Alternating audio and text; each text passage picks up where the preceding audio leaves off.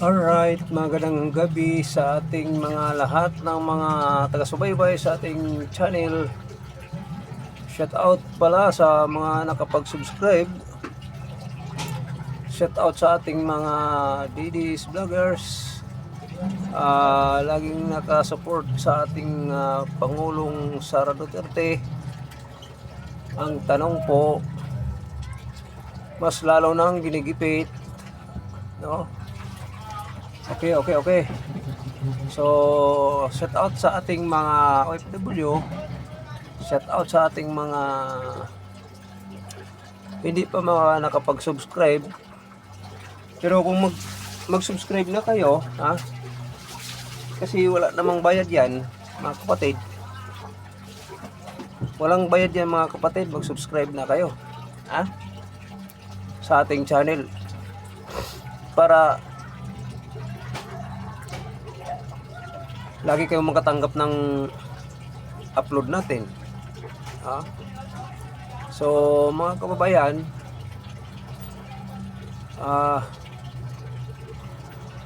tuloy pa rin tayo. Ang ating Bato de la Rosa, papaano ito, mga kababayan, mas lalong ginigipit sila, ha? Mas lalong nakabahala. O kanina nga, o kahapon, kahapon,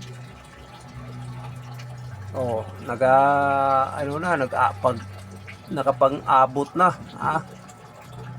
Makabayan vlog, DDS vlogger, suntukan, ha? Ginagamit pa nilang mga bata, ha? Kasi mga bayaran na yon, yung Makabayan vlog, yan, mga bayaran, diba? Kung sila ay mga bayaran, siyempre, di natin alam kung magkano. So, inuuto lang sila ni Marcos, diba? So, dito tayo sa ating panggobyerno ni Marcos.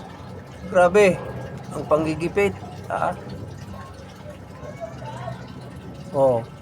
Si Matibag,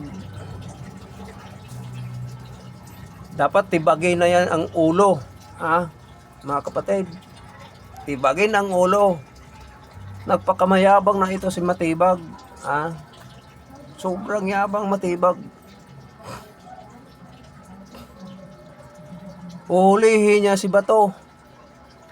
Matibag, tatanungin kita, magkano bang nabigay sa'yo? Makishare ako sa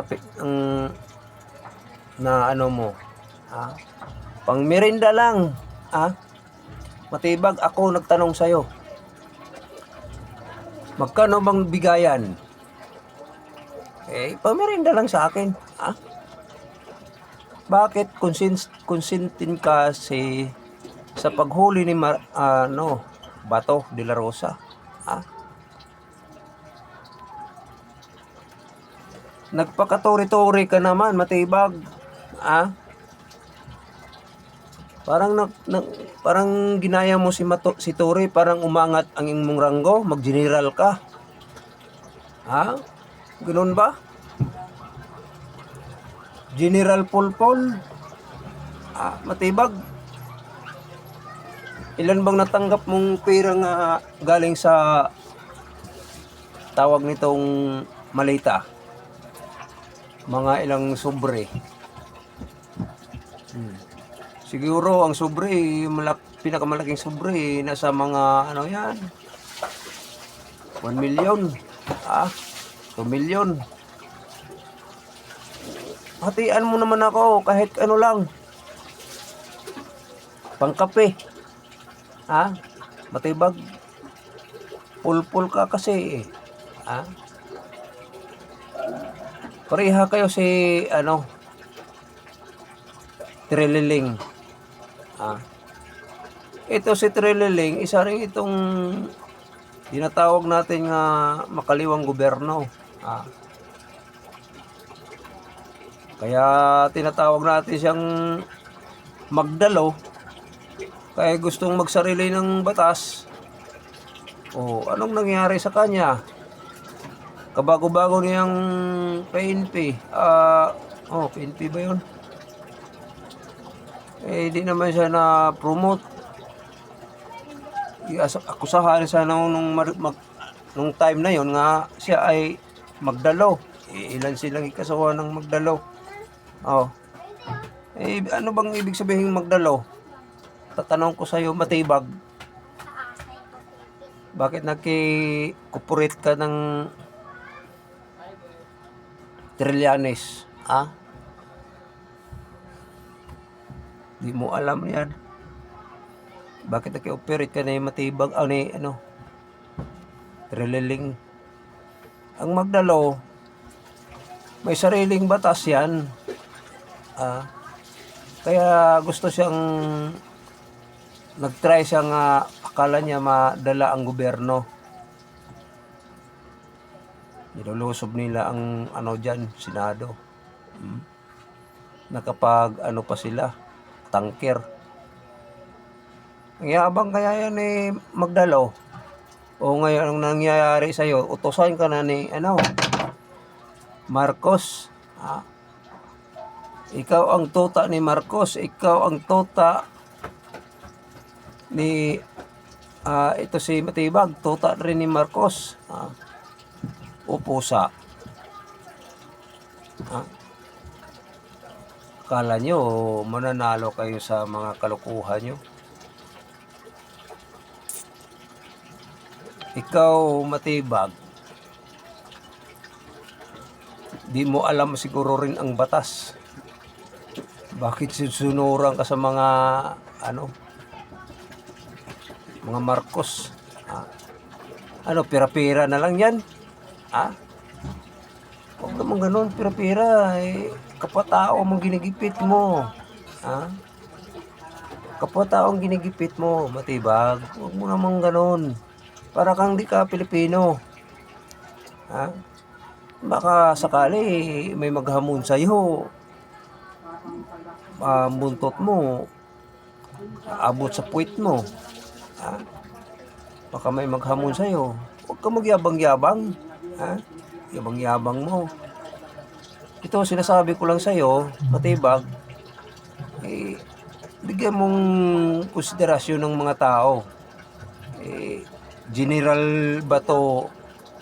Samantala ikaw, hindi ka nga sa parehaw kayo may mga katungkulin. O nga, bias kayo. Kayong bias, Itong mga Matibag o mga Trillian, mga bias yan. Yung Marcos na yan, bias yan. Akala nyo mga kababayan, buhay pa yun si Marcos. Patay na yan si Marcos. Kung naalaala ninyo si yung pelikula James Bond, di ba? Dalawa yun, James Bond. Dalawang starring. Ganon yun. Ang tuneng katawan ni Marcos wala na. Magagalit kayo sa akin o hindi, totoo yun. Huwag niyong papaniwalain yung mga mamayang Pilipino nga buhay pa si Marcos. May pangalawang starring ni Marcos. Di yun na patay na si Marcos. Tanga kayo. Para kayong ginigisa na ngayon sa sariling mantika. Inuto-uto lang. Sino bang nagpatakbo sa gobyerno ngayon, mga kababayan? Diba? Hindi si Marcos. Si Marcos pa, patay na yan. Diba? Patay na yan si Marcos. Kaya yung papaniwala dyan. Ano po patakbo dyan si Martin Romualdez? Ano ka ba? Di ba kayo di ninyo na Sino ang utak dyan sa sinit sa tawag nitong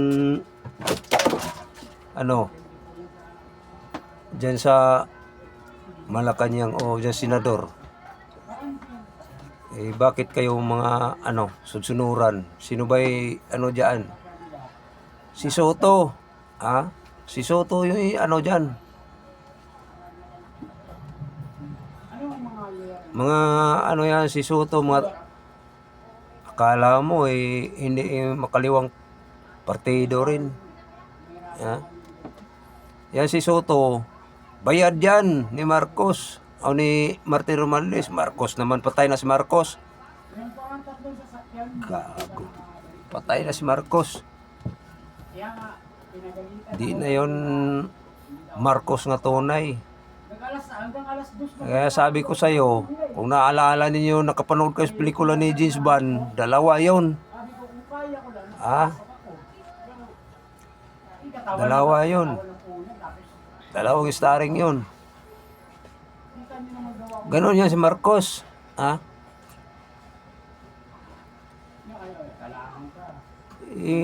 Wala naman sa katotohanan nga buhay pa si Marcos. Maniwala kayo dyan. Kaya todo sila kasi alam naman natin kung sino yun diba? So mga kababayan, tandaan ninyo, kayo mga DDS kayo, isigaw ninyo patay na si Marcos. Kayo nandiyan kayo sa hindi nyo bakit alam kung patay na si Marcos, bakit alam ko?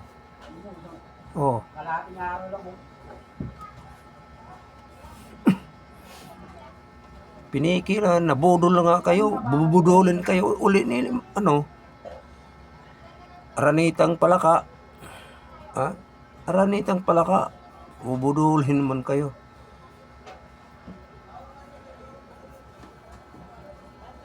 Wala kayong At saka itong pamumuno ngayon, itong admin ngayon, ang ating soberanya mga kababayan, wala nang power. Yung power ng soberanya natin wala na, iba na. Ang power ngayong soberanya ng ICC. Hindi power natin ng gobyerno natin. Wala nang anong gobyerno natin. Yan, tandaan nyo. Kaya kung magpimilit kayo nga ang gobyerno natin gumagana, nagkakamali kayo. Ako, wala akong dinapigan, wala akong kinakampihan. Kung kayo magpumilit, ang soberanya natin hindi na gumagana. Ang gumagana ang soberanya ngayon, ICC. Bakit? Si Bato dalhin na sa ICC. Yan ang tandaan ninyo.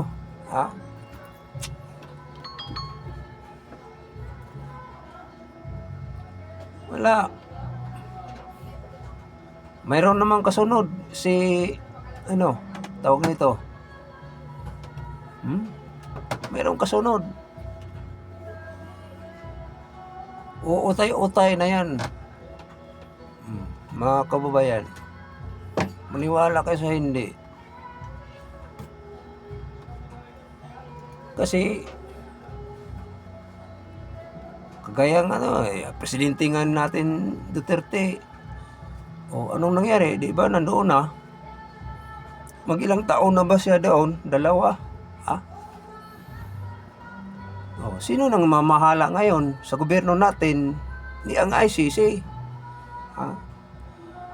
Sinasabi nga soberanya natin gumagana, wala na. Kasi tingnan mo yung mga ni Marcos.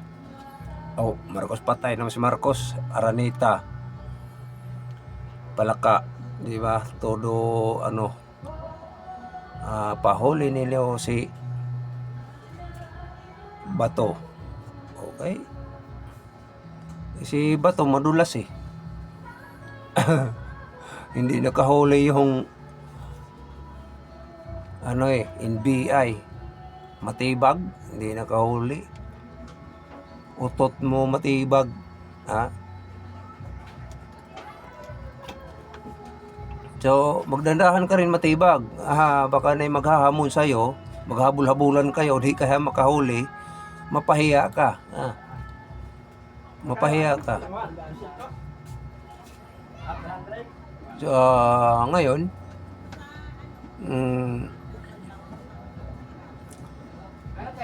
todo, ano naman sila, kay Sarah, nga ma-impeach. Oh. Diba? So, ngayong gabi mga kababayan, hindi pa nag-subscribe, mag-subscribe na kayo para makatanggap kayo ng araw-araw ng upload natin. Isa-isa lang, no? So, medyo karap-karap na nating paningin. May lagi na tayong salamin eh. No? So, ano pa? Basta mga kababayan, itong sinasabi ko, hindi to batas natin, batas ng ICC. Paniwalaan ninyo o hindi. Kung hindi kayo maniwala, o di patuloy. Kasi, nandyan nakalagay sa Biblia. Nga hahawakan nila ang gobyerno, pero hindi magtagal, mabalik din sa normal ng pamahalaan. Bakit? Siyempre, galing yang sa Panginoon eh. Diba? So, ngayon, nandyan na nga sila. Nandyan na nga sila eh. Ang ICC, alam nyo, isang tiwalag sa gobyerno rin yan, kaya may sarili silang batas. May sarili silang batas ang ICC.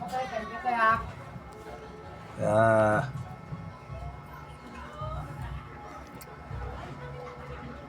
ano sila,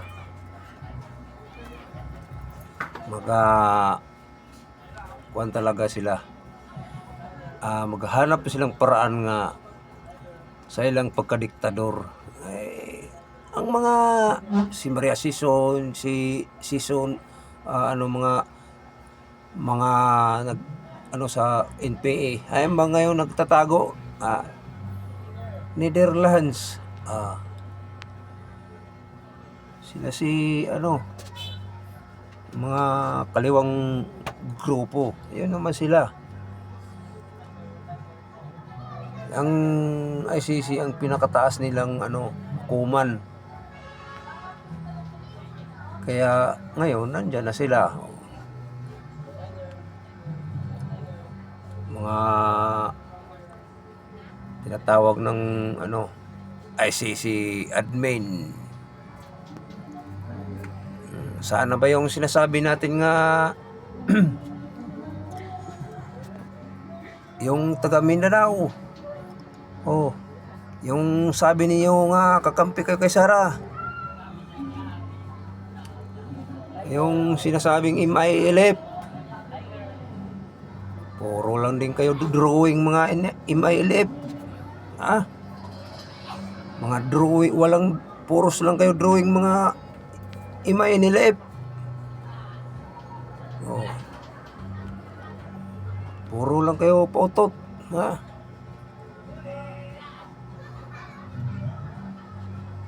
Si Minsuare, puros lang yung pautot. MILF, ano pa, Abu Sayyaf. Wala yun, mga mahina na ngayon, mga MILF, NLF, Minsuare. Wala na yun, mga mahina na. Hindi na pwede yan. Layo na kayo sa katotohanan. So hanggang dito lang tayo mga kababayan. So magandang gabi.